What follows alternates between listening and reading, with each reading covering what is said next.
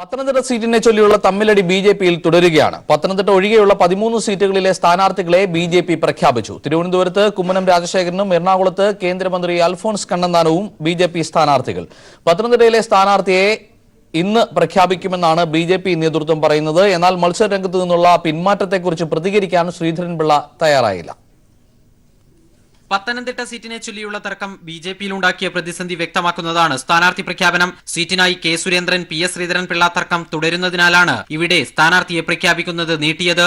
ബാക്കിയുള്ള 13 ലോക്സഭാ മണ്ഡലങ്ങളിലെ സ്ഥാനാർത്ഥികളെ ബി.ജെ.പി കേന്ദ്ര തെരഞ്ഞെടുപ്പ് സമിതി സെക്രട്ടറി ജെ.പി നദ്ദ പ്രഖ്യാപിച്ചു. തിരുവനന്തപുരത്ത് കുമ്മനം രാജശേഖരൻ മത്സരിക്കും. പാലക്കാട് സീറ്റ് ആവശ്യപ്പെട്ട ശോഭാ സുരേന്ദ്രന് ആറ്റിങ്ങൽ നൽകി. കാസർഗോഡ് രവീശ തന്ത്രി കുണ്ടാറും പാലക്കാട് ബി.ജെ.പി സംസ്ഥാന സെക്രട്ടറി സി കൃഷ്ണകുമാറും മത്സരിക്കും. മറ്റു മണ്ഡലങ്ങളിലെ സ്ഥാനാർത്ഥികൾ കണ്ണൂർ ബി.ജെ.പി മുൻ സംസ്ഥാന അധ്യക്ഷൻ C K Padmanabhan, Vadakara BJP സംസ്ഥാന secretary V K Sajeevan, Kozhikode Yuva Morcha സംസ്ഥാന അധ്യക്ഷൻ advocate K P Prakash Babu, Malappuram Unnikrishnan master, Ponnani Mahila Morcha സംസ്ഥാന അധ്യക്ഷ professor V T Rama, Chalakudy BJP സംസ്ഥാന general secretary A N Radhakrishnan, Ernakulam കേന്ദ്രമന്ത്രി അൽഫോൺസ് കണ്ണന്താനം, ആലപ്പുഴ കാലടി സർവകലാശാല മുൻ vice chancellor doctor K S Radhakrishnan, കൊല്ലം കെ വി സാബു എന്നിവർ മത്സരിക്കും. കോൺഗ്രസ് വിട്ട് ബി.ജെ.പിയിലെത്തിയ ടോം വടക്കന് സീറ്റ് നൽകിയില്ല. കൊല്ലത്തോ ചാലക്കുടിയിലോ പരിഗണിക്കുമെന്നായിരുന്നു സൂചനകൾ. പത്തനംതിട്ടയിലെ സ്ഥാനാർത്ഥി പ്രഖ്യാപനം നാളെയുണ്ടാകുമെന്ന് സൂചനകളുണ്ട്. News bureau, Delhi. സംസ്ഥാനത്ത് ഇടത് തരംഗത്തിനുള്ള സാധ്യത കൂടുതലെന്ന് പ്രശസ്ത സിനിമാ നടൻ മുകേഷ് എം.എൽ.എ. കേരളത്തിൽ വിവിധ മണ്ഡലങ്ങളിൽ ആവേശപൂർവമായ പ്രചരണമാണ് കണ്ടതെന്നും മുകേഷ് പറഞ്ഞു. ഇടതുമുന്നണി സ്ഥാനാർത്ഥികൾ അവരുടെ സ്ഥാനാർത്ഥി നിർണയം പൂർത്തിയാക്കി ഒന്നാം ഘട്ടത്തിലേക്ക് കടക്കുമ്പോൾ UDF അതിന്റെ ആദ്യഘട്ടം ഇതുവരെ ആരംഭിക്കാനായിട്ടില്ല. അവരും തുടങ്ങുന്നതേ ഉള്ളൂ. അതേസമയം ബി.ജെ.പിക്ക് ഇപ്പോഴും സ്ഥാനാർത്ഥി നിർണയം എങ്ങും എത്താനായിട്ടില്ല. ആ ഒരു സാഹചര്യം നമ്മുടെ കൊല്ലം എം.എൽ.എ. മുകേഷ് അദ്ദേഹം കേരളത്തിന്റെ വിവിധ മണ്ഡലങ്ങളിൽ പോവുകയും അവിടെ ഈ തെരഞ്ഞെടുപ്പ് പ്രവർത്തനങ്ങളിൽ ഏർപ്പെടുകയും ചെയ്തു. ഈ പോയ സ്ഥലങ്ങളിലൊക്കെ ഒരു ട്രെൻഡ് എങ്ങനെയാണ്? ആ ട്രെൻഡ് എങ്ങനെയാണ്? അല്ല, എല്ലാ സ്ഥലത്തും വളരെ ആവേശകരമായിട്ടുള്ള ഒരു സമീപനമാണ് സാധാരണ ജനങ്ങളിൽ നിന്നുണ്ടാവുന്നത്. അത് ഇടതുപക്ഷ പ്രവർത്തകരിൽ നിന്ന് മാത്രമല്ല, ഞാൻ ചെന്നിറങ്ങിയിട്ടുള്ള സാധാരണ ആൾക്കാർ, ഇപ്പം ഒരു സിനിമാ നടൻ എന്നുള്ള രീതിയിൽ നിന്നും അപ്പുറം പല ഒരു മാറ്റം, ഒരു വലിയൊരു ആവേശത്തിൻ്റെ മാറ്റം എനിക്ക് കാണാൻ കഴിയുന്നുണ്ട്. ഞാൻ മനസ്സിലാക്കിയിടത്തോളം ഇപ്രാവശ്യത്തെ ഇലക്ഷൻ്റെ ഒരു പ്രധാന വ്യത്യാസം എന്ന് പറയുന്നത് നിഷ്പക്ഷ മതികളായിട്ടുള്ള ഒരുപാട് പേര് ചോദ്യങ്ങൾ ചോദിക്കുകയാണ്. ഇപ്പോൾ ഇലക്ഷന് വോട്ട് ചോദിച്ച് വരുന്നവരെടുത്ത് ചോദ്യങ്ങൾ ചോദിക്കാൻ വേണ്ടി അവർ പ്രിപ്പയർ ചെയ്തിരിക്കുകയാണ്. കാര്യം കഴിഞ്ഞ മണിക്കൂറിൽ നടന്ന കാര്യം വരെ എല്ലാവർക്കും അറിയാം. അത് ആ കോൺസ്റ്റിറ്റ്യുവൻസി മാത്രമല്ല, കേരളത്തിൽ മാത്രമല്ല, ഇന്ത്യയിൽ വരെ എന്താണ്, ആരാണ് എന്തൊക്കെ പറഞ്ഞത്, 3 ദിവസം മുമ്പ് പറഞ്ഞ എന്താണ്, ഇപ്പോൾ അത് മാറ്റി പറയുന്നത് എന്താണ്, നിലപാടുകളില്ലാതെ പ്രവർത്തിക്കുന്നത് എന്താണ്, ഇങ്ങനെ ഒരു 100 ചോദ്യങ്ങൾ ഇങ്ങോട്ട് ചോദിക്കുന്ന തരത്തിൽ കാര്യങ്ങൾ എത്തപ്പെട്ടിരിക്കുന്നു. കാരണം ഇനി അങ്ങോട്ട് സമ്മതിദാന അവകാശം നിർവഹിക്കാൻ പോകുന്നവരെ പറ്റിക്കാൻ പറ്റില്ല. അവർക്ക് ഒരുപാട് ചോദ്യങ്ങൾ ഉത്തരം പറഞ്ഞെങ്കിൽ മാത്രമേ അവർ വോട്ട് ചെയ്യത്തുള്ളൂ. അതുകൊണ്ട് തന്നെ ഇടതുപക്ഷത്തിന് ഏറ്റവും വലിയ ഒരു സ്വീപ്പ് ഉണ്ടാകാനുള്ള ഒരു സാഹചര്യമാണ് ഇപ്പോൾ ഉള്ളത്. ഒരു സിനിമാ നടൻ, സാംസ്കാരിക പ്രവർത്തകൻ, അതിലുപരി രാഷ്ട്രീയ പ്രവർത്തകൻ, അദ്ദേഹം ജനപ്രതിനിധിയും. അദ്ദേഹത്തിന്റെ ഒരു അനുഭവമാണ് പങ്കുവച്ചത്. ക്യാമറമാൻ പ്രമോദ് പന്നിയോടൊപ്പം രാജ്കുമാർ. കാസർഗോഡ് ലോക്സഭാ മണ്ഡലം LDF സ്ഥാനാർത്ഥി കെ.പി. സതീഷ് ചന്ദ്രൻ വസ്ത്രധാരണത്തിലും ഉണ്ട് തന്റേതായ പ്രത്യേകതയും ലാളിത്യവും. 4 പതിറ്റാണ്ടായി ഖദർ കൈത്തറി വസ്ത്രങ്ങൾ മാത്രം ധരിക്കുന്ന ഒരു മാതൃകാ കമ്മ്യൂണിസ്റ്റാണ് സതീഷ് ചന്ദ്രൻ. കഴിഞ്ഞ 40 വർഷമായി ഒരേ തയ്യൽക്കാരൻ തന്നെയാണ് സതീഷ് ചന്ദ്രന് ഷർട്ടുകൾ തുന്നി നൽകുന്നത്.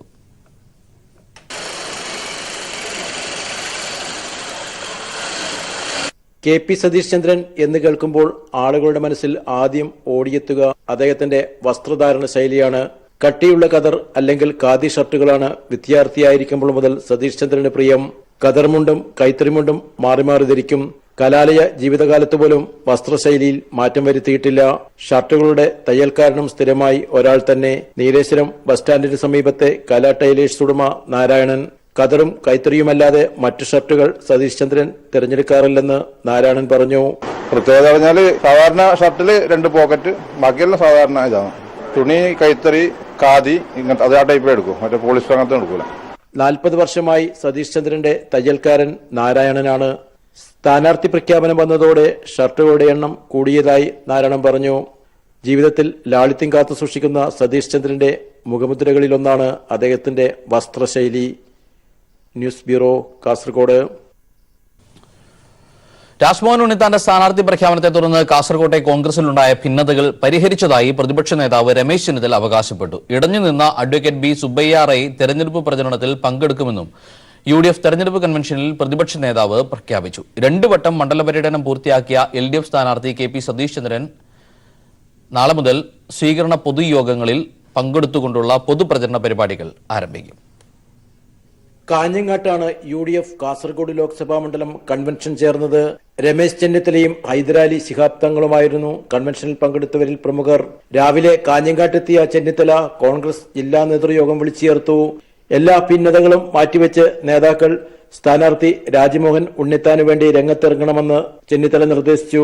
DCC പ്രസിഡന്റിനെതിരെയുള്ള ആക്ഷേപങ്ങൾ ഉൾപ്പെടെ എല്ലാ പ്രശ്നങ്ങളും തെരഞ്ഞെടുപ്പിന് ശേഷം ചർച്ച ചെയ്ത് പരിഹാരമുണ്ടാക്കാമെന്ന് ചെന്നിത്തല നേതാക്കൾക്ക് ഉറപ്പു നൽകി. സ്ഥാനാർത്ഥിത്വം ലഭിക്കാത്തതിൽ പ്രതിഷേധത്തിലായിരുന്ന അഡ്വക്കേറ്റ് സുബ്ബയ്യ റൈയെയും ചെന്നിത്തല അനുനയിപ്പിച്ചു. അദ്ദേഹത്തെ കൺവെൻഷനിലും പങ്കെടുപ്പിച്ചു.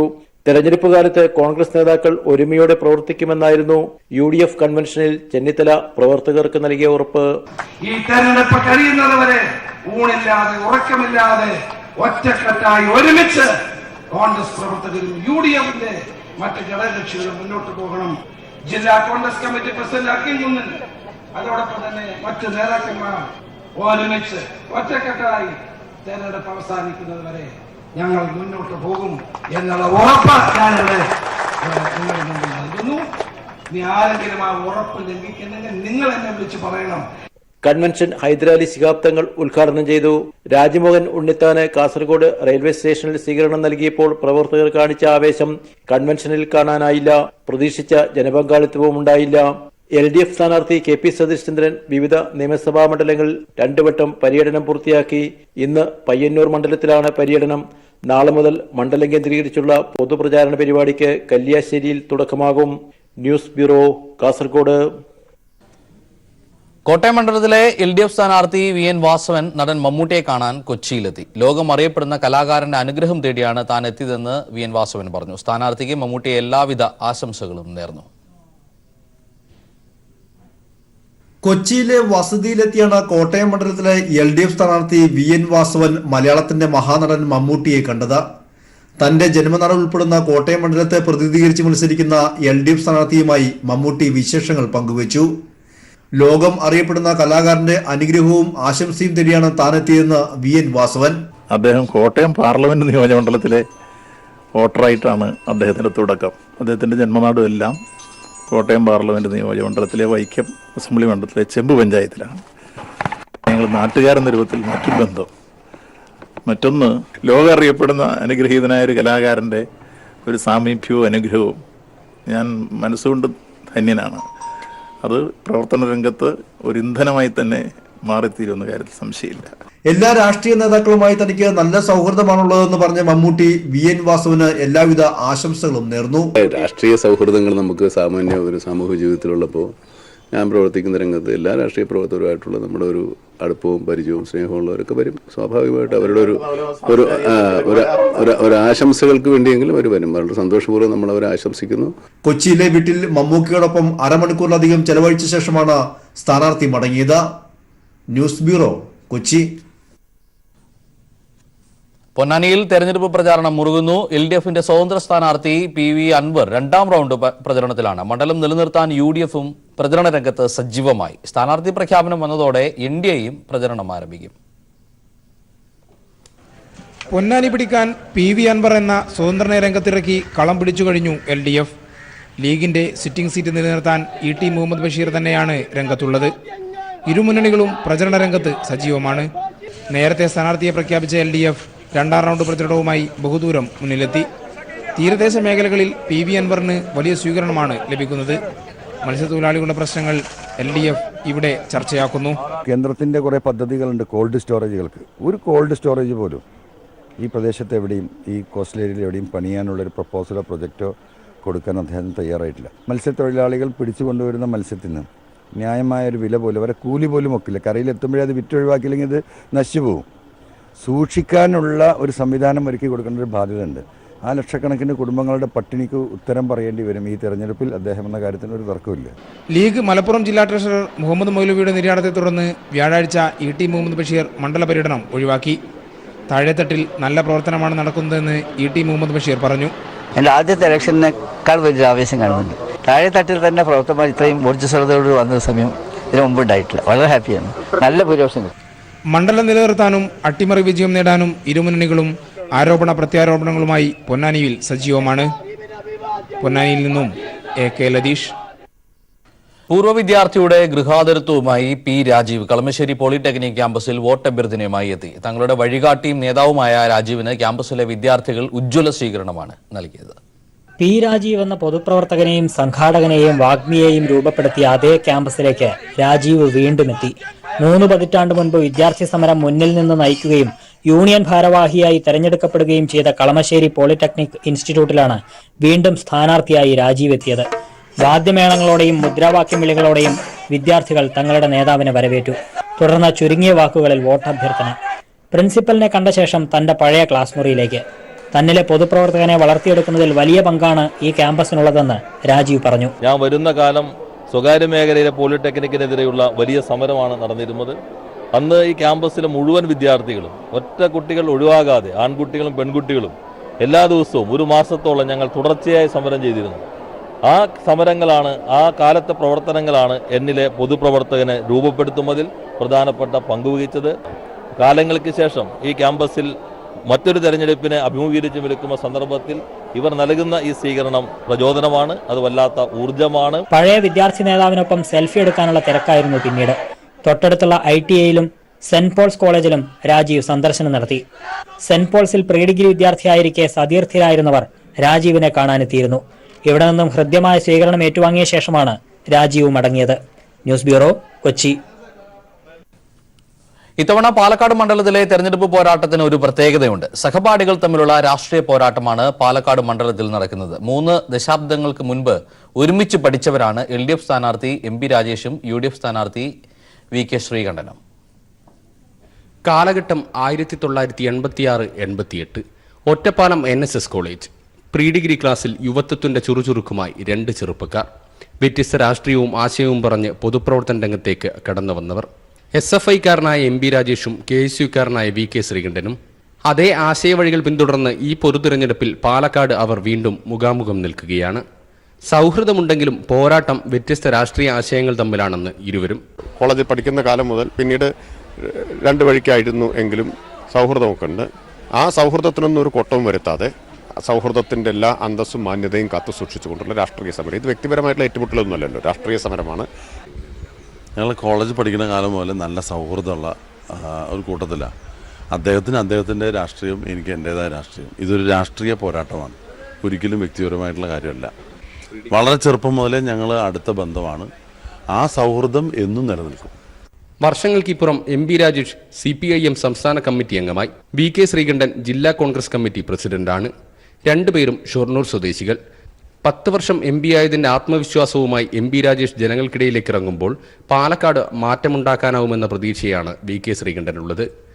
വിദ്യാഭ്യാസകാലം മുതൽ സ്വീകരിച്ച വിശ്വസിക്കുന്ന രാഷ്ട്രീയ ആശയങ്ങൾക്ക് വേണ്ടിയുള്ള പോരാട്ടമാവുമ്പോൾ സഹപാഠികൾ തമ്മിലുള്ള മത്സരത്തിന് ചൂടൊട്ടും കുറയില്ല.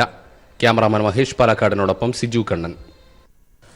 പത്തനംതിട്ട പാർലമെന്റ് മണ്ഡലത്തിലെ ഇടതുമുന്നണി സ്ഥാനാർത്ഥിയായ വീണ ജോർജിന്റെ വിജയത്തിനായി വനിതകളുടെ പിന്തുണ. ഇടതുപക്ഷ മഹിളാ സംഘടനകളുടെ നേതൃത്വത്തിൽ സംഘടിപ്പിച്ച വനിതാ പാർലമെന്റ് വനിതകളുടെ വൻ പങ്കാളിത്തം കൊണ്ട് ശ്രദ്ധേയമായി. വനിതാ പാർലമെന്റിന്റെ ഉദ്ഘാടനം ഫിഷറീസ് വകുപ്പ് മന്ത്രി J മേഴ്സിക്കുട്ടിയമ്മ നിർവഹിച്ചു. പത്തനംതിട്ട തിരുവല്ലയിൽ ഇടതുപക്ഷ മഹിളാ സംഘടനകളുടെ നേതൃത്വത്തിൽ സംഘടിപ്പിച്ച വനിതാ പാർലമെന്റിൽ അത്ഭുതപ്പെടുത്തുന്ന വനിതാ സാന്നിധ്യമാണ് ഉണ്ടായത്. സംഭവിക്കാൻ പോകുന്ന ഇടതുമുന്നേറ്റത്തിന് തങ്ങളുടെ താങ്ങായുള്ള സ്ത്രീ മുന്നേറ്റം, സമൂഹത്തിൽ സമദൂരമായ ലിംഗനീതി, അത് ഇടതുപക്ഷത്തിന്റെ സംഭാവനയാണെന്ന തിരിച്ചറിവാണ് സ്ത്രീജനങ്ങളെ കൂട്ടമായി വനിതാ പാർലമെന്റിൽ എത്തിച്ചത്. സ്ത്രീക്ഷേമരംഗത്ത് സംസ്ഥാന സർക്കാർ നൽകുന്ന കരുതലിന് ഞങ്ങളുടെ പിന്തുണയെന്ന് ഈ ആൾക്കൂട്ടം തന്നെ സാക്ഷ്യപ്പെടുത്തുന്നു. അടൂരും തിരുവല്ലയിലും പത്തനംതിട്ടയിലും സംഘടിപ്പിച്ച വനിതാ പാർലമെന്റ് ഫിഷറീസ് മന്ത്രി ജെ മേഴ്സിക്കുട്ടിയമ്മ ഉദ്ഘാടനം ചെയ്തു.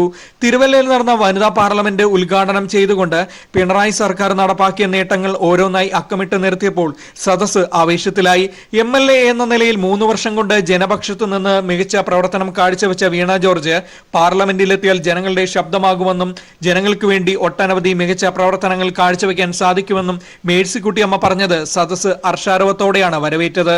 വീണ സഭയിലെ MLA ആണ്. ഞാൻ വീണയുടെ സഭയിലെ പ്രസംഗമൊക്കെ ശ്രദ്ധിക്കാറുണ്ട്. നല്ല മിടിമിടുക്കിയായി വിഷയങ്ങൾ കൃത്യമായി അവതരിപ്പിക്കാൻ, ചോദ്യോത്തര വേളകളിൽ ചോദ്യം ചോദിക്കുമ്പോഴും വളരെ ക്ലാരിറ്റിയോടുകൂടി താൻ എന്താണോ ഉന്നയിച്ച് മറുപടി പറയാൻ മന്ത്രിമാരിൽ നിന്ന് മറുപടി കിട്ടാൻ ആഗ്രഹിക്കുന്നത് ആ കൃത്യമായ ചോദ്യം ഉന്നയിക്കാൻ, കൃത്യമായ മറുപടി ലഭിക്കാൻ കഴിയുമാറ് ജനകീയ പ്രശ്നങ്ങളിൽ വളരെ ഷ്രൂഡായി ഇടപെട്ടുകൊണ്ട് ജനപക്ഷം വളരെ കൃത്യമായി ഇടപെട്ട അനുഭവമാണ് 3 വർഷക്കാലത്തെ MLA എന്ന അനുഭവം ഞങ്ങൾക്കൊക്കെ ബോധ്യപ്പെട്ടത്.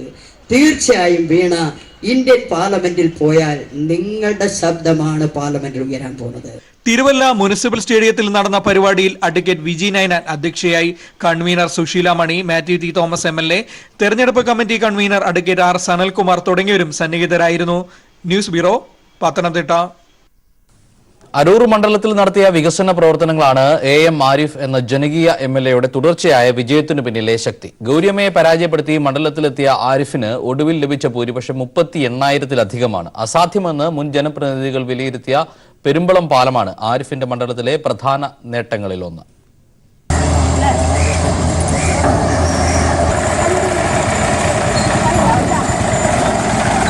കേരളത്തിലെ ഏറ്റവും അധികം ജനവാസമുള്ള ദ്വീപാണ് പെരുമ്പളം ദ്വീപ്. 12,000-ത്തിലധികം ജനങ്ങളാണ് വെള്ളത്താൽ ചുറ്റപ്പെട്ട ഈ ദ്വീപിലുള്ളത്. ജലയാനങ്ങളെ മാത്രം ആശ്രയിച്ചു കഴിയുന്ന ദ്വീപവാസികളുടെ ചിരകാല സ്വപ്നമായിരുന്നു ദ്വീപിനെ കരയുമായി ബന്ധിപ്പിക്കുന്ന ഒരു പാലം. ഇന്ന് ജങ്കാറിലും ബോട്ടുകളിലും ചെറുവള്ളങ്ങളിലുമൊക്കെയാണ് ദ്വീപവാസികൾ പുറംലോകത്തെത്തുന്നത്. ഇതിന് ബദലായാണ് പാലമെന്ന ആവശ്യവുമായി ദ്വീപവാസികൾ MLA സമീപിച്ചത്. അരൂർ MLA AM ആരിഫാണ് നാട്ടുകാരുടെ ഈ സ്വപ്നം യാഥാർത്ഥ്യമാക്കാമെന്ന് ഉറപ്പു നൽകി തുടർ നടപടികൾ ആരംഭിച്ചത്. പെരുമ്പളം നിവാസികൾ ദ്വീപിൽ അകപ്പെട്ടിരിക്കുന്നവരാണ്. ആകെ ബോട്ടും ചെങ്കാറും മാത്രമേ ഉള്ള ആശ്രയം. അത് എപ്പോൾ വേണേലും പണി മുടക്കാം. അപ്പോഴൊക്കെ അവർ അകപ്പെട്ടിരിക്കുകയാണ്. കല്യാണത്തിന് പോകാൻ പറ്റത്തില്ല, പിന്നെ ഇന്റർവ്യൂവിന് പോകാൻ പറ്റത്തില്ല. പലപ്പോഴും അവരെ അകപ്പെട്ടു പോകും. അസുഖം വന്നാൽ അവർ ആകെ പ്രയാസത്തിൽ നേരിടും. ഈ സന്ദർഭത്തിൽ അവരെ സംബന്ധിച്ചിടത്തോളം അവരുടെ ജീവിത സ്വപ്നമാണ്. ആ സ്വപ്നം യാഥാർത്ഥ്യമാക്കി കൊടുക്കുകയാണ് ഞാൻ. 100 കോടിയിലധികം രൂപ ഇതിനായി ടെൻഡർ ചെയ്തു കഴിഞ്ഞു. കിഫ്ബിക്കാണ് നിർമ്മാണ ചുമതല. 3 വർഷം കൊണ്ട് നിർമ്മാണം പൂർത്തിയാക്കും. 1110 മീറ്റർ നീളത്തിൽ വടുതല ജെട്ടി മുതൽ പെരുമ്പളം നോർത്ത് ജെട്ടി വരെ 1.5 മീറ്റർ നടപ്പാത ഉൾപ്പെടെ വേമ്പനാട് കായലിന് കുറുകെയുള്ള ഏറ്റവും വലിയ പാലം. 2016-17 വർഷത്തെ ബജറ്റിൽ വകയിരുത്തിയാണ് ആരിഫ് പെരുമ്പളംകാരുടെ പാലമെന്ന സ്വപ്നം യാഥാർത്ഥ്യമാക്കുന്നത്. 3.5 കിലോമീറ്റർ നീളവും 1.5 കിലോമീറ്റർ വീതിയുമുള്ള കേരളത്തിലെ ഏറ്റവും മനോഹരമായ ദ്വീപാണിവിടം. മത്സ്യത്തൊഴിലാളികളും കയർ തൊഴിലാളികളും മാത്രമുണ്ടായിരുന്ന ഈ ദ്വീപ് ഇന്ന് വികസനത്തിന്റെ പാതയിലാണ്. വിദേശ വിനോദസഞ്ചാരികൾ ഏറെ ഇഷ്ടപ്പെടുന്ന പ്രദേശം കൂടിയാണിവിടം. പാലം യാഥാർത്ഥ്യമാകുന്നതോടെ ഈ ഗ്രാമത്തിലെ ടൂറിസം സാധ്യതകളാണ് ഇനി വികസിക്കുക. അരൂർ മണ്ഡലത്തിലെ വികസന പ്രവർത്തനങ്ങൾക്ക് അടിത്തറ പാകിയ ജനനായകൻ എന്ന തിരിച്ചറിവാണ് അരൂരിലെ ജനങ്ങൾ ഓരോ തവണയും കൂടുതൽ വോട്ടുകൾ നൽകി ആരിഫിന്റെ വിജയത്തിന് കളമൊരുക്കിയത്. ഇത്തരത്തിലൊരു ജനനായകനെയാണ് ആലപ്പുഴ പാർലമെന്റിലേക്കും ആവശ്യം. ക്യാമറാമാൻ രാജീവ് കണ്ണാടിക്കൊപ്പം ഷാജഹാൻ. മലപ്പുറം ഇടപ്പാൾ വെങ്ങിണിക്കരയിലെ ക്ഷേത്രഭൂമിയിൽ നിന്ന് മരം മുറിച്ചു കടത്താൻ ശ്രമിച്ച സംഭവത്തിൽ നടപടി വൈകുന്നു. ദേവസ്വം ബോർഡിന്റെയോ ക്ഷേത്ര കമ്മിറ്റിയുടെയോ അനുമതിയില്ലാതെയാണ് സംഘപരിവാർ നിയന്ത്രണത്തിലുള്ള ക്ഷേത്രത്തിൽ മരം കടത്താൻ ശ്രമം നടന്നത്. പരാതി നൽകിയിട്ടും പോലീസ് കേസെടുക്കാതിരുന്നതിനാൽ ജില്ലാ പോലീസ് മേധാവിക്കും നാട്ടുകാർ പരാതി നൽകിയിട്ടുണ്ട്. എടപ്പാളിന് സമീപം വെങ്ങിണിക്കരയിലെ കൊടലിൽ വിഷ്ണു ക്ഷേത്രത്തിന്റെ ഉടമസ്ഥതയിലുള്ള ഭൂമിയിൽ നിന്നാണ് മരം കടത്താൻ ശ്രമിച്ചത്. RSSന്റെ നിയന്ത്രണത്തിലാണ് ക്ഷേത്രം. 1.5 ഏക്കർ വരുന്ന ഭൂമിയിൽ നിന്ന് ക്ഷേത്ര കമ്മിറ്റിയുടെയോ ദേവസ്വം ബോർഡിന്റെയോ അനുമതിയില്ലാതെ 27 മരങ്ങൾ മുറിച്ചു കടത്താനായിരുന്നു ശ്രമം. ക്ഷേത്ര ജീവനക്കാരൻ പോലീസിലും ദേവസ്വം ഓഫീസിലും പരാതിപ്പെട്ടതോടെയാണ് മരം കൊള്ള പൊളിഞ്ഞത്. സംഭവസ്ഥലത്തെത്തി വിവരങ്ങൾ ശേഖരിച്ചെങ്കിലും ചങ്ങരംകുളം പോലീസ് കേസെടുത്തില്ല. തുടർന്ന് കഴിഞ്ഞ മാസം 19-ന് ജില്ലാ പോലീസ് മേധാവിക്കും നാട്ടുകാർ പരാതി നൽകി. RSS നേതാക്കൾ ഇടപെട്ട് കേസൊതുക്കാനുള്ള ശ്രമം നടക്കുന്നുണ്ട്. ഇതാണ് കേസെടുക്കാൻ വൈകുന്നതെന്നാണ് ആക്ഷേപം. ക്ഷേത്രഭൂമി കയ്യേറിയത് ഹൈക്കോടതി ഉത്തരവിനെ തുടർന്ന് തിരിച്ചുപിടിക്കാൻ ശ്രമിക്കുന്നതിനിടെ കയ്യേറ്റക്കാർക്ക് വ്യാജരേഖ നൽകിയതുമായി ബന്ധപ്പെട്ട സംഭവത്തിൽ മലബാർ ദേവസ്വം ബോർഡിന്റെ അന്വേഷണം നേരിടുന്നവരാണ് മരമുറിക്കു പിന്നിൽ. News bureau, Malappuram. Kairali TV ദുബായിൽ സംഘടിപ്പിക്കുന്ന ഇശലൈല മാപ്പിളപ്പാട്ട് അവാർഡ് നിശ ഇന്ന്. ദുബായ് ഇത്തിസലാത്ത് അക്കാദമിയിൽ വെച്ച് നടക്കുന്ന ഇശലൈല അവാർഡ് നിശയ്ക്കായുള്ള ഒരുക്കങ്ങൾ പൂർത്തിയായി.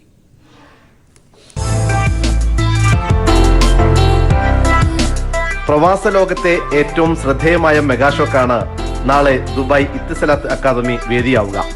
മാപ്പിളപ്പാട്ടുകളുടെ ചരിത്രത്തിൽ ഇടം പിടിച്ച കൈരളി TV ഇശലൈല അവാർഡ് നിശയുടെ 5ാമത് പതിപ്പാണ് ദുബായിൽ നടക്കുന്നത്. മലയാളത്തിന്റെ മഹാനടനും മലയാളം കമ്മ്യൂണിക്കേഷൻസ് ചെയർമാനുമായ മമ്മൂട്ടിയുടെ സാന്നിധ്യം അവാർഡ് നിശയെ ശ്രദ്ധേയമാക്കും. ചലച്ചിത്ര രംഗത്തെ ഒട്ടേറെ പ്രതിഭകൾ അവാർഡ് നിശയിലെത്തുന്നുണ്ട്. ഗന്ധർവ ഗായിക KS ചിത്ര, സംഗീത സംവിധായകൻ ഗോപി സുന്ദർ എന്നിവരെയും മാപ്പിളപ്പാട്ട് രംഗത്ത് സമഗ്ര സംഭാവനകൾ നൽകിയവരെയും ഇശലൈല വേദിയിൽ ആദരിക്കും. ഒരു അഡാർ ലവ് നായിക നൂറിൻ ഷെരീഫ് നൃത്ത ചൂടുകളുമായി ഇശലൈലയിലെത്തും. ഇതാദ്യമായാണ് നൂറിൻ ഷെരീഫ് ദുബായിൽ ഇത്തരമൊരു ഷോയിൽ പങ്കെടുക്കുന്നത്.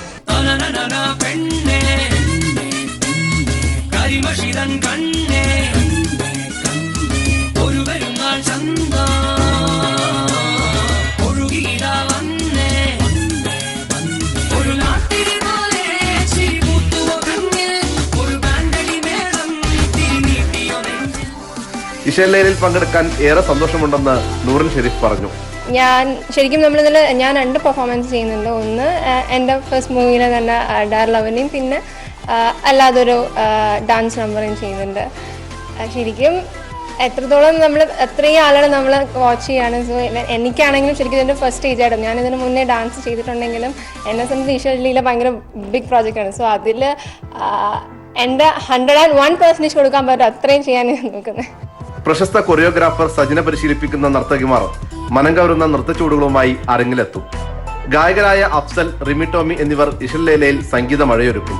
നടി മിയ ജോർജ്, കാര്യം നിസ്സാരം സീരിയൽ താരങ്ങൾ തുടങ്ങിയവരുടെ സാന്നിധ്യവും പ്രകടനങ്ങളും ഇശലൈല വേദിയുടെ മാറ്റുകൂട്ടും. T Jamaluddin, Dubai.